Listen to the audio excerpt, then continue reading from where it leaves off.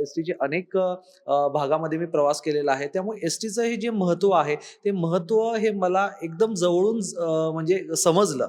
म्हणजे मी आज सुद्धा हे खूप अभिमानाने सांगेल, की आईच्या कुशीनंतर मला एस टीची जी कुशी आहे, ती मला प्रिय आहे आणि त्याच्यामध्ये मी सुखावतो आणि मला सुरक्षित वाटतं. इतकी एस टीचं जे महत्त्व आहे, ते आज सुद्धा चांगलं आहे. साध्या बसचा प्रवास खूप प्रवाशांचा चांगला केल्याने आणि प्रवासी अक्षरशः त्या बसेसच्या प्रेमात आहे.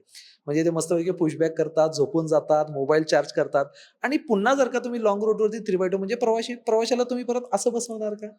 हां, मग ते कुठेतरी महामंडळाने फेरविचार केला पाहिजे. की आज एस-टीचं नेटवर्क इतकं सुंदर आहे, की कोणत्याही राज्यकर्त्याला, कोणत्याही शासनाला त्यांचं ते जे काही योजना आणत असतील, ते पोहोचवण्याचं प्रभावी माध्यम म्हणजे एस-टी असते. एस-टीवरची ज्या जाहिराती आपण पाहतो, म्हणजे हे फार मी जवळून पाहतो. त्याच्यामुळे एस-टी जर का इतरांची मार्केटिंग जर का करत असेल चांगल्या प्रकारे, इतर जाहिरातदारांची करत असेल, तर एस-टीने स्वतःची सुद्धा मार्केटिंग केलीच पाहिजे. पूर्ण खाजगीकरणाच्या मी सुद्धा विरोधात आहे आणि पूर्ण खाजगीकरण होऊ शकत नाही. पण काही अंशी जो भाग आहे, तो मात्र आपल्याला प्रायव्हेट प्लेयर्स कडूनच पूर्ण करून घ्यावा लागेल आणि त्यावरती आपण मॉनिटरिंग जर का व्यवस्थित केलं, तर ह्यामध्ये 2 गोष्टी असतात, की आपल्यावरचा कामाचा जो लोड आहे, तो कमी होतो आणि 2 पैसे आपले वाचतात. भले 2 पैसे आपल्याला नफा कमी झाला तरी चालेल, पण तोटा होत नाही. हा त्यामागचा मूळ उद्देश.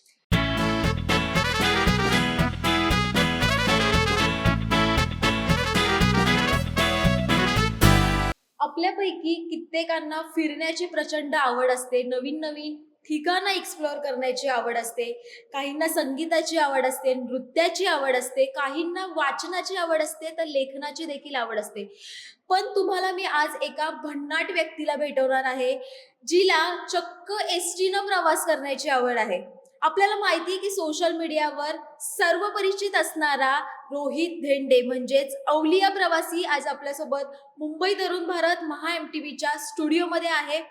नमस्कार, महा एमटीव्ही मध्ये आपलं स्वागत. मी गायत्री श्रीगोंदेकर आणि कॅमेरावर आहेत साक्षात सावंत आणि रिद्धेश कदम. नमस्कार रोहित, मुंबई तरुण भारत मध्ये तुझं खूप खूप स्वागत. आणि खरं तर तुझ्या प्रवासाविषयी आम्ही फेसबुकवर सोशल मीडियाच्या माध्यमातून बघत असतो. तुझं एस टी विषयीचं प्रेम देखील आम्हा सगळ्यांना फार भुरळ घालणारं आहे. आम्हाला जाणून घ्यायला आवडेल की तू एस टीच्या एवढ्या प्रेमात कसा काय पडलास? सर्वप्रथम मी तरुण भारत आणि एम-टी-व्हीचं मनापासून स्वागत करतो, की या पॉडकास्टला त्यांनी मला बोलावलं. अ, अनेक इंटरव्ह्यू दिले आहे आणि प्रत्येक इंटरव्ह्यूमध्ये, पॉडकास्टमध्ये विचारणारा हा सातत्याने प्रश्न आहे, की "तू एस-टीच्या प्रेमात कसं पडलास?" आणि त्याचं उत्तर मी एका शब्दात देतो, की मला सुद्धा माहीत नाही मी एस-टीच्या प्रेमात कसा पडलो. कारण की एखाद्या व्यक्तीवर, एखाद्या वस्तूवरती प्रेम हे असंच होत असतं, नकळतच होत असतं आणि तशीच माझी ही एस-टी ही माझी प्रेयसी आहे, लालपरी आहे. आणि सातत्याने आपण जे बोलतो की लहानपणापासून आपला कोणत्या ना कोणत्या गाडीने प्रवास आपला होतच असतो. मग तो माझा एस-टीने व्हायचा. मग शाळेची सहल असो, सुट्टीच्या वेळी गावी जाणं असो. त्यामुळे एस-टी हे एक प्रमुख माध्यम होतं माझ्या प्रवासाचं. आणि अर्थातच आपल्याला आठवत असेल तेव्हा पाठच्या दरवाजाच्या बसेस असायच्या. जो चालक असतो त्याच्या पाठीमागे जो आडवा-वाकडा असायचा, मग त्याच्यावरती गुडघ्यावरती आपण ड्रायव्हर कसं चालवतो हे बघणं असायचं. त्यामुळे ही जी क्युरिओसिटी आहे, ती क्युरिओसिटी मला लहानपणापासून माझी वाढत गेली. त्यानंतर जेव्हा बस स्टँडवरती एस-टी बसची वाट बघत बसलेलो असायचो, तेव्हा तेव्हा तो जो वेटिंग पिरियड जो असायचा, त्यामध्ये मग स्टँडवरती ज्या काही घडामोडी होतात, ते एक पाहणं, तो सुद्धा एक कुतूहलाचा माझ्यासाठी विषय होता. मग वेगवेगळ्या प्रकारच्या, वेगवेगळ्या रंगाच्या बसेस असायच्या. मग ते फळ विक्रेते असायचे, कॅन्टीन असायचं, तो सकाळचा कॅन्टीनचा शिरा, पोहे, उपमा असायचं. मग ह्या गोष्टी मला प्रचंड फॅसिनेट होत गेल्या आणि कदाचित त्यातूनच मला ही एस-टीची आवड निर्माण झाली असं म्हणायला हरकत नाही. पण रोहित, आपण बघतो की आज सार्वजनिक वाहतुकीच्या एसटी सह इतरही खाजगी प्लेयर आहेत. अनेक सुविधा आहेत. आपली स्वतःची गाडी आजकाल प्रत्येकाकडे असते. त्यांनीही प्रवास करण्याची आवड प्रत्येकाला असते. तरीही तू एसटीवर कायम टिकून कसं काय राहिलास? बरोबर आहे. आपण एस-टीचा जर का इतिहास पाहिला तर एस-टीला एक प्रचंड एक अ, अ, व वैभव होतं आणि दुर्दैवाने म्हणावं लागेल, की आता थोडं या खाजगी कॉम्पिटिशनमध्ये एस-टी थोडी पाठीमागे राहिलेलं आहे. पण तसं जरी असलं, तरी आता अनेक डिसिजन्स असे आहेत, की ते एस-टीला पुन्हा तिचं जे गतवैभव प्राप्त करून देणारे आहेत. 1948ला एसटीचा जन्म झाला हे मला आवर्जून सांगायला आवडेल. 1 जून 1948 रोजी एसटीची पहिली जी बस आहे ती अहमदनगर आत्ताचं अहिल्यानगर ते पुणे या मार्गावरती धावली होती आणि तेव्हापासूनचा जो एसटीचा प्रवास आहे, एसटीची जी चाकं आहे, मग त्याच्यावरती अनेक संकट आले तरी सुद्धा ही निरंतर धावत आलेली आहे. मग त्यामध्ये अनेक खाजगी गाड्या होत्या. तेव्हा सुद्धा खाजगी गाड्यांचं जे संकट आहे, जसं तू म्हणालीस की आता सुद्धा अनेक खाजगी गाड्या आलेल्या आहेत. तेव्हा सुद्धा हे संकट होतं. पण त्यातून सुद्धा एसटीचं जे ब्रीद वाक्य आहे प्रवाशांच्या सेवेसाठी ते एसटी आजपर्यंत जागत आलेली आहे आणि तो इतिहास चाळत असताना एसटीचे अनेक भागामध्ये मी प्रवास केलेला आहे. त्यामुळे एसटीचं हे जे महत्त्व आहे, ते महत्त्व हे मला एकदम जवळून म्हणजे समजलं. म्हणजे मी आज सुद्धा हे खूप अभिमानाने सांगेल, की आईच्या कुशीनंतर मला एसटीची जी कुशी आहे, ती मला प्रिय आहे आणि त्याच्यामध्ये मी सुखावतो आणि मला सुरक्षित वाटतं. इतकी एसटीचं जे महत्त्व आहे, ते आज सुद्धा चांगलं आहे. शहरी भागामध्ये जरी एसटीचं महत्त्व इतकं नसलं, तरी ग्रामीण भागामध्ये, खेड्यापाड्यामध्ये एसटीची जी लास्ट माईल कनेक्टिव्हिटी म्हणतात, ती अजून सुद्धा शाबूत आहे. याचा मला अभिमान वाटतो आणि त्याचा प्रत्यय आपल्याला ग्रामीण भागामध्येच येतो. मग ते विलेज एंड रूट असेल, मग आपण तिथं तळकोकणात जेव्हा जातो, जयगड बंदर असेल, आचरा बंदर असेल, इकडं गडचिरोलीला आपण गेल्यानंतर नक्षलवादी भाग आहे. आत्ताच आपल्या मुख्यमंत्र्यांनी अनेक गावामध्ये इनिशिएटिव्ह घेऊन तिथं एसटी बस सुरू केलेली आहे. तिथं सुद्धा दरवर्षी मी जात असतो. त्यामुळे हा जो एसटीचा जो प्रवासाचा पॅटर्न जर का पाहिला, तर किती जरी खाजगी कॉम्पिटिशन आलं, किती जरी वडाप आल्या, ओला उबर आल्या, तरी सुद्धा एसटीचं महत्त्व हे कमी होणार नाही असं मला प्रामाणिकपणे वाटतं. अ, रोहित, तू इतका एसटीने प्रवास केलेला आहेस किंवा एक एसटीचा अभ्यासक म्हणून आज तुझ्याकडे पाहिलं जातं. एसटीचा जो संपूर्ण प्रवास आहे, आपल्याला माहिती की एसटीची ओळख अशी आहे की ग्रामीण भागापासून ते शहरी भागापर्यंत खेड्यातल्या कानोकोपऱ्यात पोहोचलेली एसटी आहे. एसटीचा प्रवासी कधी कमी झालाय किंवा आज कमी होतोय असं जे एक चित्र निर्माण केलं जातं किंवा एसटी तोट्यात आहे असं कायम म्हटलं जातं. त्याच्या सगळ्या कारणांकडे तू कसं बघतो आणि एसटी खरंच तोट्यात आहे? अ, आपण जर का पूर्ण भारताचा किंवा पब्लिक ट्रान्सपोर्टचा जर का अभ्यास जर का आपण केला, तर कोणतीही जी सार्वजनिक वाहतूक व्यवस्था असते, ती फायद्यात नाही असंच म्हटलं जातं. पण तसं पाहायला गेलं तर एसटीचे प्रवासी आहेत तसेच आहे असं मला वाटतं. आज तुला माहीत असेल की महिलांना 50% सवलत आहे. जी ज्येष्ठ नागरिक आहेत ते 65 ते 75 यांना सुद्धा 50% सवलत आहे. 75च्या वरती मोफत आहे. त्यामुळे एसटीचे प्रवासी कमी झाले आहे असा जो ओरडा आहे तो तसा नाही. प्रवासी कमी झालेले नाही. हां, एक खाजगी वाहतुकीची जी साधनं आहेत, ट्रॅव्हल्सचं कॉम्पिटिशन आहे, खाजगी बसेसचं त्यामुळे एक थोडाफार फरक पडलेला आहे. पण इतका सुद्धा ड्रास्टिकली फरक पडलेला आहे असं दिसून येत नाही. आज सुद्धा आपण केलं, एसटीचं आरक्षण चेक केलं, बस स्टँड चेक केलं, की हे तुडुंब गर्दी वाहून जाते. त्यामुळे असं कधीच नाहीये, की एसटीला प्रवासी नाहीये किंवा एसटी ही तोट्यामध्ये आहे. हां, थोडाफार नफा-तोट्याची गणितही होतच राहणार कारण की एसटीला सुद्धा तिचा स्वतःचा डोलारा सांभाळायचा आहे. सगळे कर्मचारी सांभाळायचे आहेत, मेंटेनन्स सांभाळायचा आहे, डिझेल म्हणजे हा खर्च सुद्धा खूप आहे. पण मला असं प्रामाणिकपणे वाटतं की एसटीने ह्या पूरक व्यवस्थेसोबत आणखीन सुद्धा एक पूरक व्यवस्था इकॉनॉमिकल पूरक व्यवस्था ही निर्माण केली पाहिजे. एसटीकडे अनेक रिसोर्सेस आहेत. त्यामुळे ही जी सतत एसटी आपल्याला बातमी कानावरती येते की एसटी तोट्यामध्ये जाते, तोट्यामध्ये जाते. हे काही प्रमाणामध्ये आपल्याला कमी करायला मिळू शकतं. काय पर्याय ते असावेत? एसटीचं जे टोटल रेव्हेन्यू आहे त्यातलं 98% जे उत्पन्न आहे ते तिकिटातून येतं आणि राहिलेलं 2% उत्पन्न हे इतर सोर्सेस आहे म्हणजे जाहिराती वगैरे असतील किंवा पण मला असं वाटतं की आत्ताच आपले परिवहन मंत्री सरनाईक साहेब यांनी गुजरातमध्ये दौरा केला, कर्नाटकमध्ये दौरा केला आणि त्यांना हे लक्षात आलं असेल की आपण एक कमर्शियल पॉइंट ऑफ व्ह्यूने आपण ह्या एसटीकडे आता बघायला पाहिजे. कारण की दरवेळेस आपण शासनाकडे आपल्याकडे पैसे नाहीयेत, पैसे किती मागणार? त्याच्यामुळे एसटीकडे रिसोर्सेस प्रचंड आहेत, पण ते व्यवस्थित वापरले पाहिजेत असं मला वाटतं. आणि त्यातलाच एक भाग म्हणजे आताचे मंत्री महोदय साहेबांनी एसटीच्या ज्या बस स्टँड्स आहेत, ज्या मोकळ्या जागा आहेत, तर ते डेव्हलप करण्याचा खूप चांगला निर्णय घेतला आहे. खूप वर्षापूर्वी गुजरातमध्ये हा मॉडेल तेव्हा तत्कालीन मुख्यमंत्री जेव्हा नरेंद्र मोदी साहेब होते, तेव्हा त्यांनी हे मॉडेल विकसित केलं आहे. दुर्दैवाने आपल्याकडे लेट झालेलं आहे.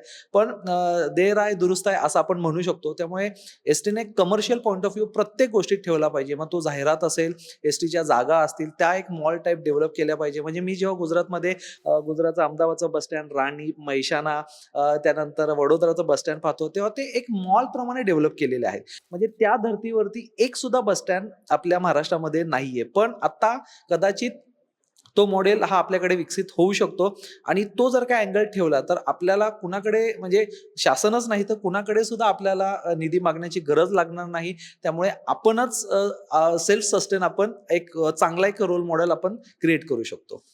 आपण पाहतोय की आज सर्व स्थानकांचा पुनर्विकास होतोय. अतिशय प्रशस्त आणि सुंदर अशी स्थानकं आज आपल्याला बघायला मिळतात. अर्थात आपण म्हणतोय की देर आई दुरुस्त आहे, असं जे एक प्रकार होता तो कुठेतरी आता महाराष्ट्रात दिसतोय स्थानकांच्या बाबतीमध्ये. ही सगळी स्थानकं स्वच्छ ठेवण्यामध्ये जेवढी जबाबदारी प्रशासनाची असते, सरकारची असते, तेवढीच जबाबदारी प्रवाशांची देखील असते. प्रवाशांना याबाबत काय सांगशील? आणि प्रशासनानं देखील सगळी स्थानकं मेंटेन राहावीत, आहे त्या सुस्थितीत राहावी, नव्यानं बांधण्यात येणारी, यासाठी काय करावं असं तुला वाटतं? सुरुवात प्रवाशांपासून आपण करूया. बरोबर आहे. सर्वात महत्त्वाचा रोल एस-टी मध्ये आत्ता जर का मला विचारशील की बदल काय केला पाहिजे, तर तो स्वच्छता आहे. स्वच्छता हा कोणत्याही गोष्टीचा मूलभूत अधिकार आहे आणि आज अनेक महिला एस-टी बसने प्रवास करत असतात. त्यामुळे ही फॅक्ट मान्य करावी लागेल, की एस-टीची बस स्टँड्स आणि प्रसाधनगृह ही अस्वच्छ असतात. हे मान्य करावं लागेल. त्यामुळे एस-टीला जर का आपल्यात बदल करायचा असेल, ह्या ज्या काही गोष्टी असतील, त्यातली पहिली गोष्ट आहे स्वच्छता. आणि ती स्वच्छता ही एस टी महामंडळाने बस स्टँडमधली ही ठेवायलाच पाहिजे. पण त्याही पलीकडे जाऊन ही सार्वजनिक जी मालमत्ता असते, ही आपली मालमत्ता आहे, हे समजून प्रवाशांनी देखील स्वच्छता ठेवायला हवी. आताच आपण पाहू शकतो, की मेट्रो सुद्धा सुरू झाली, तर मेट्रोमध्ये अनेक व्हिडिओ आपण पाहिले असतील, की तिथं पान गुटखाच्या पिचकाऱ्या आलेल्या आहेत. त्यामुळे आपण किती प्रशासनाला दोष देणार? त्यामुळे नवीन जेव्हा बस स्टँड येतं, ते नवीन चकाचकच असतं. पण ते साफ करणं ही एक आपली सुद्धा नैतिक जबाबदारी आहे. हे प्रत्येक प्रवाशाचं एक आद्य कर्तव्य आहे. मोठं बस स्टँड असतं, त्याला साफसफाईची मॅनपॉवर सुद्धा जास्त लागते. त्यामुळे त्याप्रमाणे एस-टी महामंडळ त्यापर्यंत प्रयत्न करतच असतं. पण हे आपलं बस स्टँड आहे. आणि त्या बसमध्ये पण आपण थुंकलं नाही पाहिजे, हे सुद्धा प्रवाशांनी म्हणजे जाणीवपूर्वक ह्याची काळजी घेतली पाहिजे. रोहित, शिवशाही आली, शिवनेरी आली, लालपरीचा जो लाल डब्यापासून जो प्रवास सुरू झाला होता, तो आज एसी बसेस पर्यंत आहे. चक्क शयनयान देखील बसेस एसटीच्या ताफ्यामध्ये आहे. या सगळ्या प्रवासाकडे तू कसं पाहतोस? आता सध्या एस-टीमध्ये खूप मोठ्या प्रमाणात बदल होतोय हे मला सांगायला म्हणजे अभिमान वाटतोय. पूर्वी फक्त आपली साधी गाडी होती म्हणजे जी लाल-पिवळ्या रंगाची 3x2 नंतर 2005-06 मध्ये परिवर्तन 2x2 बसेस आल्या. त्यानंतर हिरकणी हे मॉडेल होतं आणि त्यानंतर डायरेक्ट शिवनेरी मॉडेल होतं.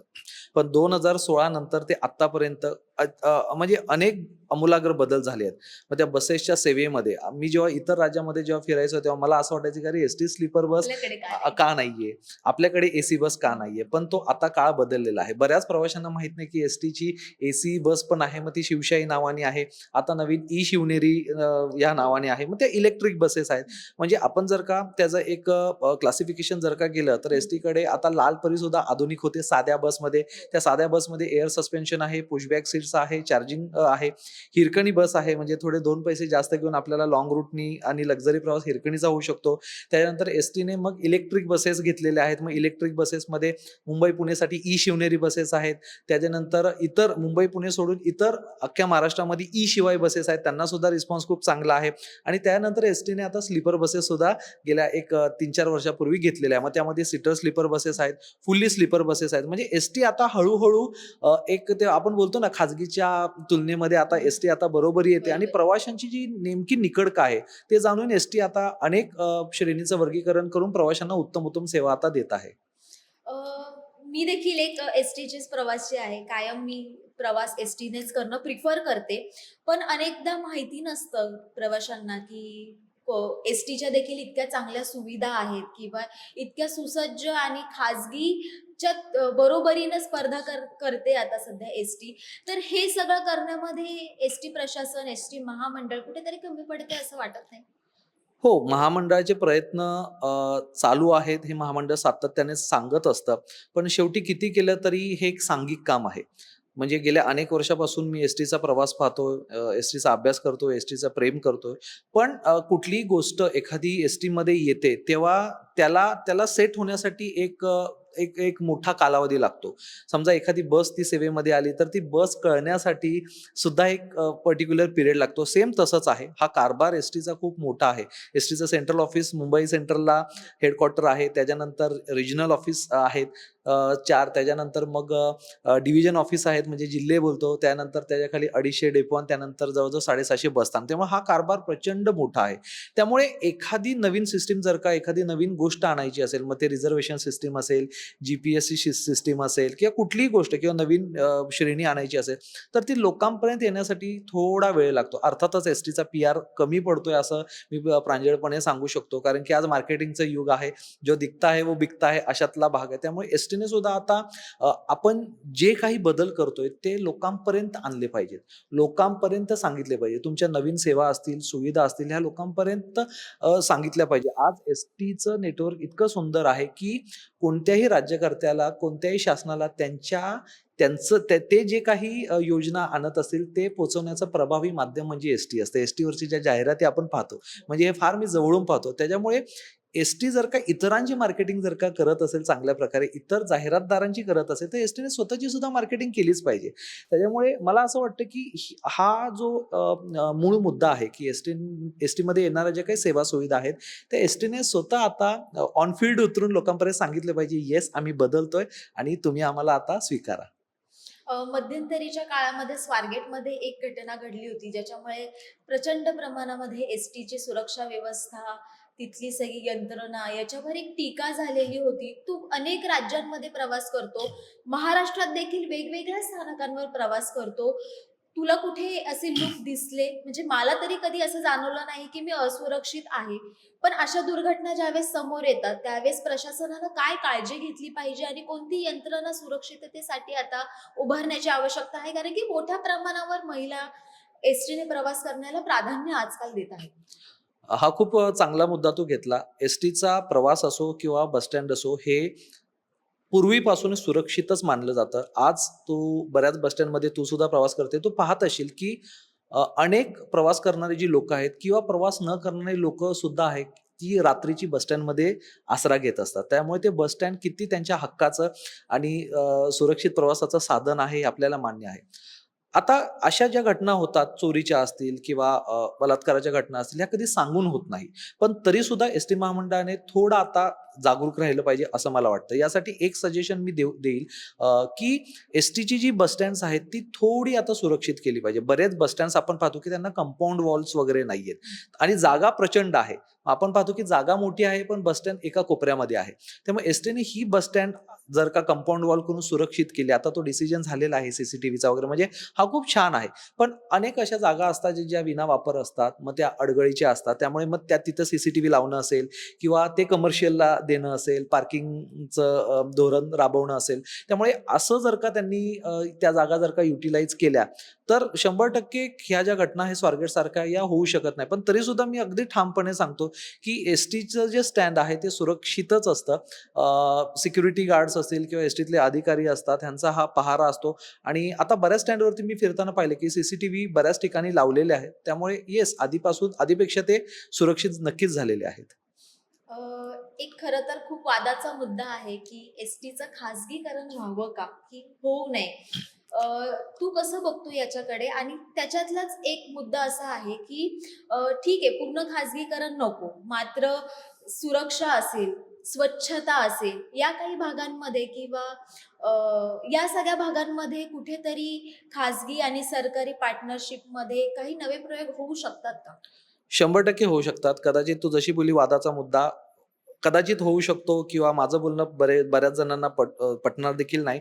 पण मी ह्या मताचा आहे, की पब्लिक प्रायव्हेट पार्टनरशिपमध्ये एस-टी उतरतेच आहे आणि हे काही चुकीचं नाहीये. एस-टीचं मी तर अगदी मनाप्रमाणे सांगेल, की एस-टीचं मेन मूळ काम काय आहे, की एस-टीने प्रवाशांना सेवा द्यायची आहे. एस-टीचा मूळ गाभाच आहे, की एस-टीने प्रवाशांना सेवा देणं. मग बाकीच्या ज्या गोष्टी आहेत त्या करण्यासाठी प्रायव्हेट प्लेयर जे आहेत ते आहेत आपल्याला मदत करायला. मग त्याची मदत का घेऊ नये? आणि आज जर का आपण पाहिलं तर आपलं हे अख्खं जग जे आहे हे खाजगीकरणाने व्यापलंच आहे ना. मग त्याला एस-टी तरी कशी अपवाद होऊ शकेल? भारतातली सर्वात मोठी वाहतूक व्यवस्था रेल्वे ती जर का पी-पी-पीच्या तत्वावरती उतरत असेल, तर आपल्याला सुद्धा एस-टीला उतरणं गरजेचंच आहे. आपण जर का म्हणत असू, की खाजगीला आपण तोडीस तोड जर का सेवा द्यायची असेल, तर असे अनेक मुद्दे आहेत, की जे एस-टीला बाहेरूनच घ्यावे लागतील. जसं मी तुला म्हटलं की मूळ प्रवासी वाहतूक हा एसटीचा धंदा आहे. जीपीएस डिव्हाइस बनवणं हा धंदा नाहीये ना, त्यामुळे आपल्याला आउटसोर्स करावं लागेल. सीसीटीव्ही बनवणं हा एसटीचा धंदा, त्यामुळे आउटसोर्स करावंच लागेल. त्यामुळे अनेक असे प्लेयर जे आहेत ते मार्केटमध्ये एसटीला सपोर्ट करायला रेडी आहे. प्रश्न फक्त हाच इतका उरतो की त्यांना जेव्हा आपण इन करतो एखाद्या गोष्टीसाठी, तेव्हा मॉनिटरिंग एसटीने चांगले केलं पाहिजे. मी ह्याबद्दल चांगलं उदाहरण देऊ शकतो. शिवशाही जेव्हा प्रायव्हेटच्या बसेस जेव्हा आल्या सेवेमध्ये, तेव्हा हे मी प्रांजळपणे सांगतो, बऱ्याच एसटीतल्या अनेक लोकांना आवडणार नाही, पण एसटीचं मॉनिटरिंग चुकलेलं आहे. शिवशाही सेवेला बरीच जण नावं जरी ठेवत असली तरी त्या सेवेला सपोर्ट करणारा मी आहे. का? कारण की मी जसं सांगितलं की मुंबई पुण्याच्या व्यतिरिक्त एसी सेवाच नव्हती. मग मला जर का लाँग रूटला जायचं असेल तर माझ्यासाठी शिवशाही हा बेस्ट पर्याय आहे. मला जर का इकॉनॉमिकल एसी पाहिजे असेल तर माझ्याकडे सेवा कोणती आहे महाराष्ट्र राज्यामध्ये, ती शिवशाहीने पूर्ण केली. आणि इतर राज्यामध्ये सुद्धा ह्या सेवा आहेत ना, मग ते आपल्याकडे का चालल्या नाही? त्याचं कारण म्हणजे आपलं मॉनिटरिंग. मग बऱ्याच जणांना माहित नाही की फक्त शिवशाही हा प्रायव्हेट हा लेबल आहे. बऱ्याच जणांना माहित नाही की शिवशाही प्रायव्हेटच्या पण होत्या आणि आपल्या पण होत्या. आत्ता ज्या सेवेमध्ये ज्या बसेस आहेत, आत्ता एक्झिस्टिंग, त्या सगळ्या एसटीच्या स्वमालकीच्या आहेत. हे बऱ्याच जणांना माहित नाहीये. मग त्या जेव्हा ब्रेकडाऊन होतात, त्या जेव्हा अनमेंटेन आहेत, त्या कोणाच्या आहेत? महामंडळाच्याच आहेत ना. मग प्रश्न हाच राहतो की आपलं जे मॉनिटरिंग आहे ते मॉनिटरिंग कडक केलं पाहिजे. जेव्हा एखाद्या पीपीपी वरती प्रायव्हेट प्लेयर आपण घेतो, आपण त्याला 2 पैसे देतो ना. आपण त्याला 2 पैसे ज्या वेळेला देतो, तेव्हा आपण त्याच्याकडून काम करून घेणं अपेक्षित आहे. ते शिवशाहीमध्ये झालं नाही. नाहीतर शिवशाहीसारखा खूप सुंदर प्रोजेक्ट आहे. मला सांगायला म्हणजे दुःख वाटतं की आता एक बातमी आली होती की शिवशाही बसेस आता कन्व्हर्ट होऊन नॉन एसी मध्ये होणार आहे. म्हणजे त्यासारखा दुर्दैवी निर्णय कुठला नाही, कारण की मग एसी बसेसने आम्ही प्रवास कुठून करणार? त्याच्यामुळे एसी बसेस आल्या पाहिजे. आज आपण पाहतो की ग्लोबल वॉर्मिंग आहे, सगळं तापमान वाढतंय. आज लोकांना बीएसटी मध्ये पण बसेस, सगळ्या एसी बसेस येत आहे. पुण्यामध्ये एसी बसेस येत आहे. त्यामुळे एसी बसेस या काळाची गरज आहे. त्यामुळे एसी बसेसची संख्या, मग ती सीटर असो किंवा स्लीपर असो, ह्या वाढल्याच पाहिजेत. आणि आपला मूळ मुद्दा तोच आपण होतो की पब्लिक प्रायव्हेट पार्टनरशिप. त्यामुळे पूर्ण खाजगीकरणाच्या मी सुद्धा विरोधात आहे आणि पूर्ण खाजगीकरण होऊ शकत नाही.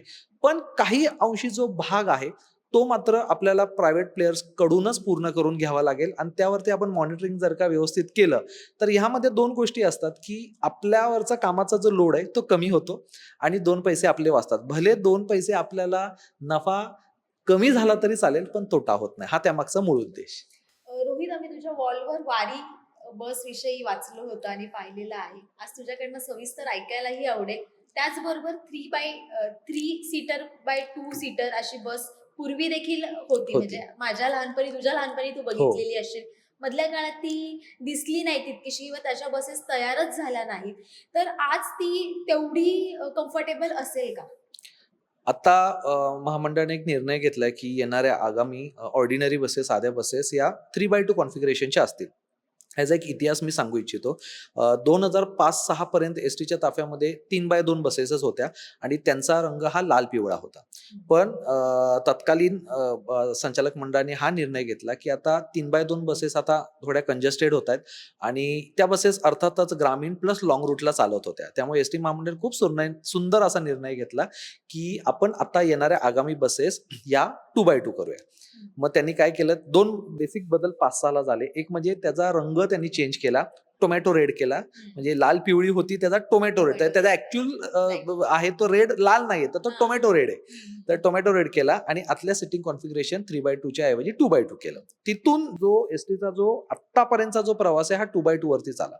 एसटीने त्यानंतर म्हणजे साध्या बसमध्ये 2x2 केल्यानंतर 2008च्या सुमारास 3x2 बसेस पुन्हा घेतल्या. मग त्या कशा घेतल्या?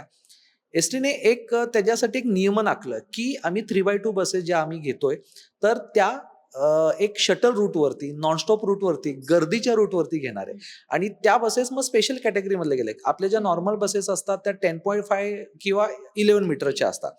त्या ज्या बसेस आहेत ज्याचा तू उल्लेख केला की वारी बस आहे, तर तिला वारी पण का म्हणायचं त्याला एक कारण आहे. ती 12 मीटरची स्पेशल टाटाची बस होती. तिला चाकाच्या पुढे दरवाजा उघडणारा होता आणि नॉर्मल बसची कॅरिंग कॅपॅसिटी 40 ते 45 असते, पण त्या बसची 66 एवढी होती, म्हणजे 66 सीटर डबा. त्याच्यामुळे त्या बसला रेल्वेचा डबा पण ओळखलं जायचं. आणि जसं वारीमध्ये जास्त आपले वारकरी मंडळी असतात तशी त्या बसमध्ये, म्हणजे लिटरली त्या बसमध्ये 2-2 बसचे प्रवासी घेऊन जायचे, एवढी तिची कॅरिंग केअर, म्हणजे बसलेले वेगळे आणि स्टँडिंग वेगळे, म्हणजे इतकी ती सुंदर बस होती. मग महाराष्ट्रातले जेवढे शटल रूट आहे, मग ठाण्यामध्ये जर का ठाणे बोरिवली असेल, भिवंडी असेल, भाईंदर असेल, नागपूर चंद्रपूर या भागामध्ये असेल, बारामती पुणे, सातारा पुणे, अशा अनेक मार्गावरती त्या खूप लोकप्रिय झाल्या. मग त्या फक्त तेवढ्याच बसेस वारी बस म्हणून वेगळ्या रंगसंगतीच्या घेतल्या. पुन्हा मग एस टी महामंडळाने ऑर्डिनरी 2x2 कंटिन्यू केलं. त्याच्यामध्ये एक मेजर बदल 2016-17 झाला, की एस टीने अल्युमिनियमची जी बॉडी आहे तिला काट टाकली आणि अल्युमिनियम बॉडी टू माइल्स, म्हणजे तो निर्णय सगळ्यात, म्हणजे काही जे निर्णय आहेत ना ते म्हणजे असं मला असं छातीठोकपणे खूप अभिमानाने लोकांपर्यंत पोहोचवायचे वाटतात, की हे निर्णय खूप छान झाले. कारण की अल्युमिनियमची आज सुद्धा तू जसं प्रवासामध्ये तू बोलली काही काय बसेस फार जुन्या असतात, खिडक्या वाजतात, मग ते लोकांना डिफरन्स कळत नाही, तर त्या अल्युमिनियमच्या बसेस आहेत. मग आता एस टी हळूहळू त्याचं बॉडी चेंज करते, aluminium to mild steel. Mild steel bus आता खूप सुंदर आहे, खिडक्याच्या काचा वाजत नाहीत, बॉडी वाजत नाही, त्यामुळे तो एक बदल खूप चांगला झाला. आणि आता मग जो रिसेंट बदल गेल्या 2 वर्षापूर्वी आला, की सर्व चेसिस या एअर सस्पेन्शन असतील, त्यानंतर पुशबॅक सीट्स असतील आणि USB चार्जिंग असतील. त्यामुळे आत्ता ज्या नवीन आपल्याला एकदम चकचकीत बसेस दिसतायत परिवहन मंत्र्यांनी जे उद्घाटन केलं आणि प्रत्येक ठिकाणी 5-5, 10-10 बसेस मिळत आहेत, तर त्याच आहे अशोक लेलँडच्या एअर सस्पेन्शन बस आहे. म्हणजे शेवटच्या सीटवरती तू बसली तरी तुला हादरे लागत नाहीत. पुशबॅक सीट्स आहे आणि USB चार्जिंग आहे. आणि हे झाल्यानंतर आता पुन्हा एस टी महामंडळाने ऑर्डिनरी बसेस पुन्हा एक 3,000 बसेसचं काहीतरी टेंडर काढलेलं आहे. पुन्हा 3x2 बसेस आणण्याचा निर्णय घेतला आहे. निर्णय चांगला आहे. यातला एक लूप होल मला आवर्जून सांगायला आवडेल, की निर्णय चांगला आहे. आज महिलांना सवलत दिली आहे, ज्येष्ठांना सवलत आहे. त्यामुळे ग्रामीण भागात जर का तू पाहशील ना, तर अक्षरशः तुडुंब गर्दी असते. त्यामुळे कॅरिंग कॅपॅसिटी बसेसची जास्त असली पाहिजे, ह्या मताचा मी आहे. पण लाँग रूटला या बसेस नसल्या पाहिजे, याही मताचा मी म्हणजे प्रामाणिकपणे मी सांगतो. कारण की काय आहे, की तुम्ही तुमचे धोरण आहे, स्वतः तुम्ही सांगितलंय, की आम्ही प्रवाशांना 2x2 देतोय. आता तुमची कम्फर्ट कम्फर्टनेससाठी. देतोय. म्हणजे मी तर हेही सांगेल, की ऑर्डिनरी फेअरमध्ये 2x2 सिटिंग कॉन्फिगरेशन देणारी भारतातली पहिली परिवहन संस्था आहे. मग असं असताना मग हा जो डिसिजन आहे, हा कुठं रिव्हर्स मोडवरती जात नाही ना, याचा विचार झाला याचा पाहिजे. विचार झाला पाहिजे. तुम्ही 3x2 बसेस नक्की घेतल्या पाहिजे. पण जर का त्या लाँग रूटवरती जर का येणार असतील, तर मग ते थोडं कुठेतरी गणित चुकतंय असं मला वाटतं. कारण की आता तुम्ही साध्या बसचा प्रवास खूप प्रवाशांचा चांगला केल्याने आणि प्रवासी अक्षरशः त्या बसेसच्या प्रेमात आहे. म्हणजे ते मस्तपैकी पुशबॅक करतात, झोपून जातात, मोबाईल चार्ज करतात आणि पुन्हा जर का तुम्ही लाँग रूटवरती 3x2 म्हणजे प्रवाशाला तुम्ही परत असं बसवणार का? हो. हां, मग ते ते कुठेतरी महामंडळाने फेरविचार केला पाहिजे. ऑर्डिनरी बसेस म्हणूनच त्या येतात, आल्या पाहिजेत. पण मला असं वाटतं, की त्याचा जो सेगमेंट आहे, आयदर ग्रामीण असेल, शटल जसं मी तुला वारी बसचं सांगितलं, हो. तर तिथंच त्या वापरल्या पाहिजेत. तर त्यांचा तो हेतू पूर्ण होईल असं मला मनापासून वाटतं. रोहित, तुझी खरं तर तू जी माहिती देतोयस ना, ती ऐकताना असं फक्त ऐकत राहावं वाटतं, की बस विषय एवढं काही असू शकतं का? म्हणजे नक्कीच आपले जे प्रेक्षक आहेत त्यांनाही असं वाटत असेल, की अरे, बसमध्ये इतकं सगळं काही आहे का? म्हणजे आम्ही कधी पाहिलंच नाही राइट. किंवा कधी तितक्या बारकाईने आम्ही पाहिलं नाही. तुझा अभ्यास खरं तर तुझं खूप कौतुक करावं इतका तुझा अभ्यास आहे. तू जसं बोलला, की माझी प्रेयसी जशी आहे तशी बस आहे. तू तुझ्या लग्नाचं जे प्री वेडिंग शूट होतं ते एस-टी मध्ये केलेलं होतंस आणि त्यावेळेस त्याची फार चर्चा देखील येस. झालेली आहे. कुटुंबाचा कसा सपोर्ट आहे या सगळ्या तुझ्या प्रेयसी विषयीचं, त्यांचं कसं, ते सगळेजण कसं बघतात? आणि तू ज्यावेळेस ठरवलं की मला एस-टी मध्ये जाऊन प्री वेडिंग फोटोशूट करायचं, तर बायकोची पहिली प्रतिक्रिया नेमकी काय होती? अ, याची सुरुवात मी सांगतो. म्हणजे फक्त प्री वेडिंग या मुद्द्यावरती मी शेवटी येतो. एस-टीवरती प्रेम करत असताना जसं तू बोलली, की एक प्रेयसी म्हणूनच मी तिला पाहतो. कारण की एक आपलं त्या गोष्टीवरती प्रेम जडतं आणि अनेक अनेक उपक्रम करत असताना एस-टी महामंडळाचा वर्धापन दिन 1 जूनला आता असतो, हे सर्वांनाच माहिती आहे. त्यामुळे एस-टीचा वाढदिवस तर मी साजरा एस-टी सोबत करायचो. प्लस माझा वाढदिवस सुद्धा मी एस-टी सोबत साजरा करतो. अरे वा. हां, माझा वाढदिवस डेपोमध्ये जातो, केक कटिंग करतो. जे काही त्या रूटवरचे ड्रायव्हर कंडक्टर असतील, मग त्यांना त्यांच्या गरजेच्या वस्तू असतील, मग त्यांना झोपण्याची सतरंजी लागते, चादर लागते, टॉवेल, नॅपकिन काय असेल ते सगळं मी त्यांना भेट म्हणून देतो, की ते आपल्याला एवढी सेवा देत आहेत. त्यामुळे त्यांच्या ऋणात राहिलं पाहिजे, कृतज्ञता. ते एवढं डोळ्यात तेल घालून रात्रभर आपली बस चालवत असतात प्रवाशांना. कारण त्यांच्या एकट्यावरती बाकीच्या 50 प्रवाशांचा जो जीव आहे, तर त्यांची सगळी रिस्पॉन्सिबिलिटी असते. त्यामुळे ते तर मी करतच असतो. प्लस जेव्हा माझं लग्न ठरलं, तेव्हा मग ते माझ्या डोक्यामध्ये होतंच, की आपण प्री वेडिंग हे आपण आपल्या एस-टी सोबतच करायचं. आणि जेव्हा मी माझ्या होणाऱ्या बायकोला जेव्हा ही संकल्पना सांगितली, तर तिला सुद्धा ते युनिक वाटलं, की काय आपण वेगळं करतोय. पण अर्थातच सगळ्या परवानग्या मी एस-टीच्या काढल्या आणि मला माझं जे आवडतं गाणं होतं, पाहिले न मी तुला, तर ह्या गाण्यावरती मग ते मी प्रॉपर ते शूट केलं आणि ते अर्थातच लोकांमध्ये इतकं लोकप्रिय झालं, की आत्ता जर का सोशल मीडियावरती जर का पाहशील, तर पब्लिक ट्रान्सपोर्ट हा विषय घेऊन अनेक जण प्री वेडिंग करतात. नाहीतर आधी एक होतं, की फक्त आपण बीचवरती जायचं, मंदिरात जायचं. पण पब्लिक ट्रान्सपोर्ट आणि एक सोशल कॉज घेऊन सुद्धा अनेक जण प्री वेडिंग करतायत आणि खूप सुंदर अनुभव होता. मी तर म्हणजे फार खुश होतो, की येस आपल्याला मनासारखं करायला मिळालं. दुसरं तू विचारशील, की फॅमिलीचा सपोर्ट कसा होता? तर येस, तो अगदी सुरुवातीपासून आहे. माझे असे अनेक मित्र आहेत, की ज्यांना ह्या सपोर्ट न मिळाल्यामुळे काही करता आलं नाही. बेसिकली कसं असतं, एक प्रत्येक समाजाचा एस-टीकडे बघण्याचा दृष्टिकोन वेगवेगळा आहे. प्रत्येक एस-टी म्हटल्याने की लोकं नाका मुरडतात. त्यामुळे असं त्यावेळी सुद्धा बऱ्याच बाबतीत असं झालं, की माझ्या मित्रांना त्यांच्या फॅमिलीतून "अरे काय एस-टीचे फोटो काढतो किंवा आणि काय काय करतो? एसटीने काय चालतेस. एस-टीने जातो, काय एस-टीने." पण ते ते माझ्या बाबतीत झालं हम्म. नाही. माझ्या फॅमिलीने आधीपासून सपोर्ट केला, की "हां, तू जे करतोयस ते वेगळं." त्यांना सुद्धा सुरुवातीला हे माहीत नव्हतं. पण जेव्हा त्यांना कळालं, की हा असं-असं करतोय आम्ही, एक्झिबिशन्स वगैरे एस-टीची प्रदर्शनं वगैरे केली होती. त्यामुळे मग त्यांना कळाली, की हा काहीतरी वेगळं करतोय आणि मग एस-टीचा सपोर्ट मिळाला, मंत्र्यांचा सपोर्ट मिळाला. कारण की आपला कॉजच चांगला होता. आपण एस-टीसाठी निस्वार्थी हम्म. भावनेने काम करतोय. त्यामुळे ते सुद्धा सपोर्ट आई असतील, वडील असेल, बहीण असेल आणि आता बायको आहे. त्याच्यामुळे मग ते सगळे मला ह्या सगळ्या गोष्टीमध्ये सपोर्ट करतातच. रोहित, साधारण किती किलोमीटरचा आतापर्यंत प्रवास केलेला असेल तू? आणि एखादा अविस्मरणीय अनुभव की जो आयुष्यभर लक्षात राहील एसटी प्रवासातला? आता किलोमीटर तर मी कॅल्क्युलेट केलं नाही, कारण की माझा प्रवास हा सतत एस-टीने असतो. याची एक सुंदर मी तुला स्टोरी सांगेल. जेव्हा मी माझं 12वी झाल्यानंतर मी पुण्यामध्ये माझं ग्रॅज्युएशन आणि पोस्ट ग्रॅज्युएशनसाठी पुण्यामध्ये गेलो. पुण्यात गेल्यानंतर माझा हा प्रवास एस-टीचा प्रचंड सुरू झाला. ज्याला बोलतात ना, आपण जेव्हा घरापासून बाहेर पडतो, जेव्हा बाहेरचं जग आपल्याला पाहायला मिळतं. मग तेव्हा मी काय करायचो, की जेव्हा मला शनिवार, रविवार जेव्हा सुट्टी असायची, जेव्हा मला फावला वेळ असायचा, तेव्हा मी पुण्यातल्या बस स्टँडमध्ये जाऊन बसायचो. म्हणजे मला माहीत पण होतं, की पुण्यासारख्या शहरामध्ये 4 बस स्टँड आहे. स्वारगेट, शिवाजीनगर, पुणे स्टेशन, पिंपरी चिंचवड. मग हे तिथं गेल्यानंतर कळालं आणि ही सगळ्यात मोठी बस स्वारगेट तर one of the busiest bus stand of Maharashtra. 24 तास 24 तास गर्दी असते. गर्दी असते. त्यामुळे हे मला पाहायला एकदम असं कौतुकाचं होतं. अरे, की म्हणजे 12 वाजले तरी गाड्या चालू आहेत, तिथून येतायत, मुंबईहून येतायत असं आणि ती जंक्शन पॉइंट्स आहेत. म्हणजे स्वारगेटहून जर का पाहिलं तर कोल्हापूर, सोलापूरकडे जाणाऱ्या गाड्या, शिवाजीनगरला गेलो तर आपण अहिल्यानगर, नाशिक, नागपूर इकडे जाणाऱ्या गाड्या. मग ही क्युरिओसिटी प्रचंड वाढत गेली. एकदा काय झालं, की एकदा शिवाजीनगरच्या बस स्टँडला होतो आणि मी पुणे-नागपूर असलेली पाटी पाहिली. पुणे-नागपूर. अरे म्हटलं, नागपूर? एवढी जवळ-जवळ 600-700 किलोमीटर गाडी जाते. गाडी आत्ता निघते, पोहोचणार कधी? मग गेलो त्या बसमध्ये.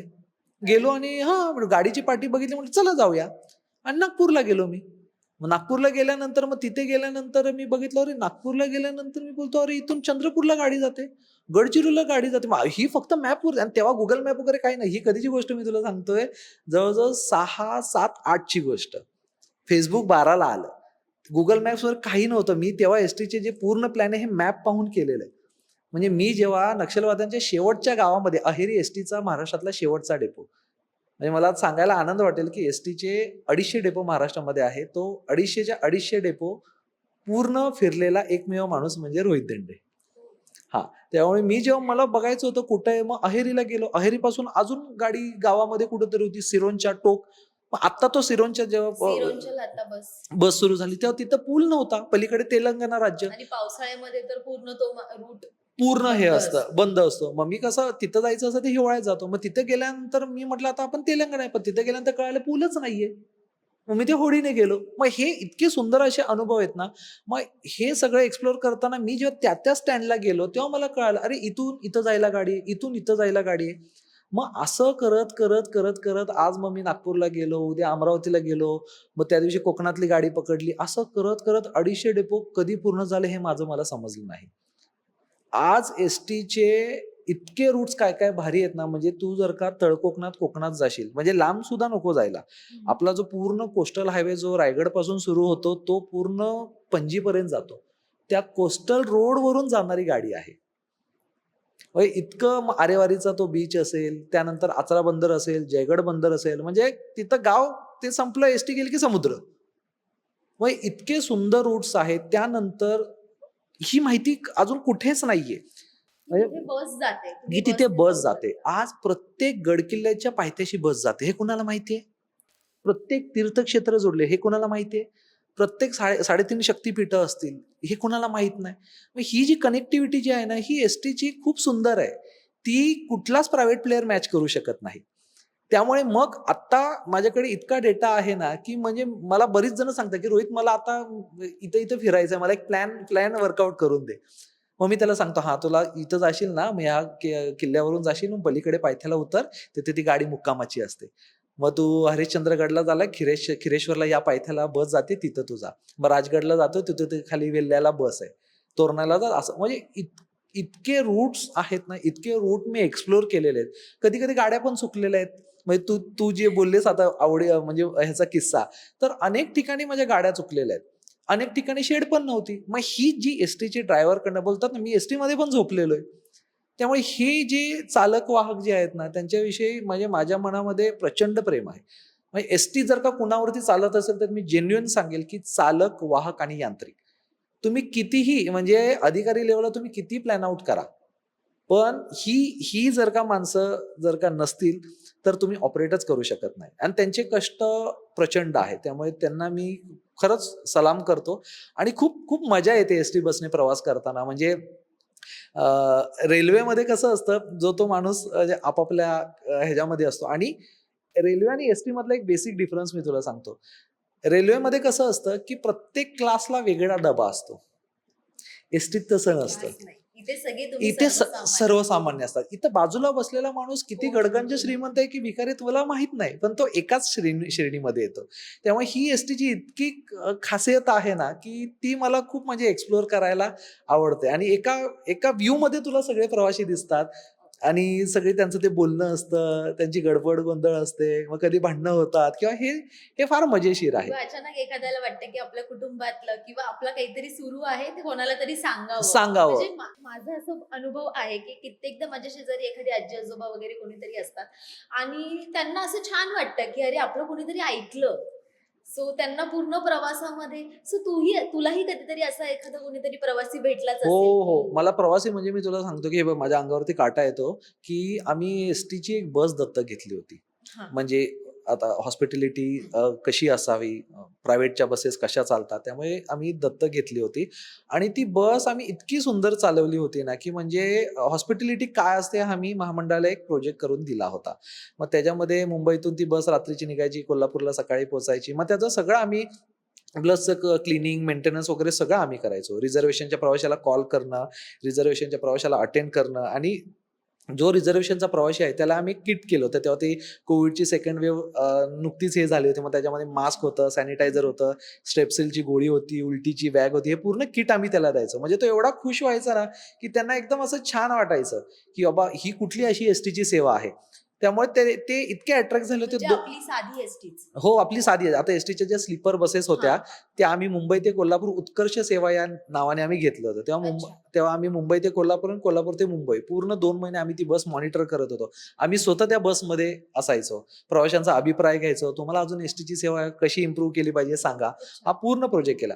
तेव्हा मुंबईमध्ये एक आजीबाई चढल्या होत्या आणि त्यांच्या नातवानी मग सांगितलं होतं, की कोल्हापूरला तुम्ही उतरवा असं तसं. मग त्यांना पूर्ण प्रवासामध्ये मी इतकी मदत केली होती ना, की त्यांना कुठे टॉयलेटला जायचं असेल, चहाला थांबलं असेल, मग ते उतरताना त्यांनी मला असं असं हातामध्ये कोल्हापूरला असं एक नोट टेकवली. मग ते मला आणि ती 100ची अशी नोट होती. मला ते इतकं भारी वाटलं होतं. ती ती नोट अजून सुद्धा मी फ्रेम करून ठेवली, की एसटीसाठी काम करत असताना, की एसटी आपल्याला म्हणजे जिच्यावरती आपण प्रेम करतो, तिला ही जाणीव असते आणि पदोपदी मला म्हणजे याचा अनुभव येतो. त्यामुळे एसटीचा हा जो प्रवास आहे, तो प्रवास अगणित आहे आणि एसटीची जी खिडकी आहे, ती मला पूर्ण बाहेरचं जग मला खूप चांगल्या प्रकारे दाखवते आणि त्या समाजाचं मला दर्शन घडवते, हे मला खूप म्हणजे अभिमानाने सांगावसं वाटतं.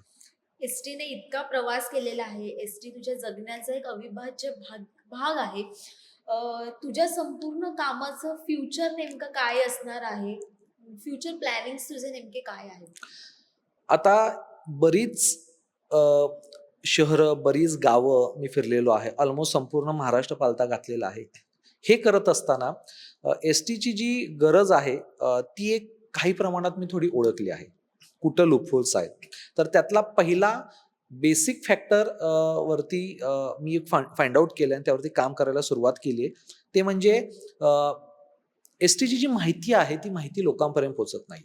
आज एस-टीच्या माहितीची साधनं जर का पाहिली तर बेसिकली 2च आहे. एक ऑनलाईन रिझर्व्हेशन, त्याच्यावरती फक्त आपण बस बुक करू शकतो, बरोबर. रिझर्वेशन. आणि दुसरी वेबसाईट, त्याच्यावरती एक जनरल माहिती असते. पण आता मी जसं माझ्या बोलण्यामधून मी तुला सांगितलं, की आज गडकिल्ल्यांना एस-टी आहे. आज तीर्थक्षेत्राला एस-टी आहे. आज अष्टविनायक दर्शन बस सुरू आहे एस-टीची. आज महाबळेश्वर दर्शन एस-टीची बस सुरू आहे. अशा अनेक गोष्टी आहेत.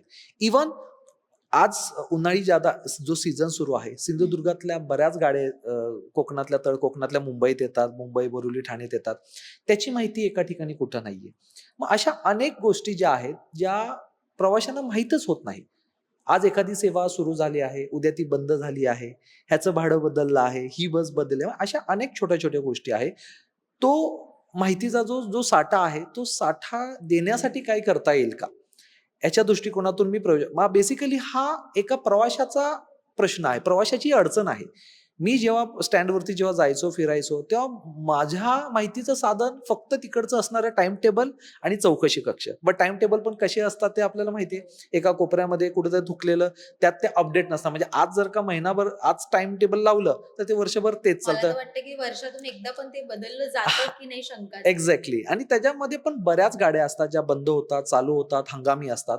मग हे कुठेतरी एका डिजिटल प्लॅटफॉर्मवरती आलं पाहिजे. हं.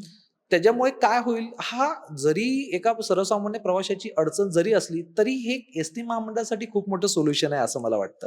त्याच्यामुळे मी गेली अनेक वर्ष एका मोबाईल ॲपवरती काम करतोय, की जेणेकरून ही जी एस-टीची माहिती आहे, ती सर्वसामान्य प्रवाशांना उपलब्ध होईल.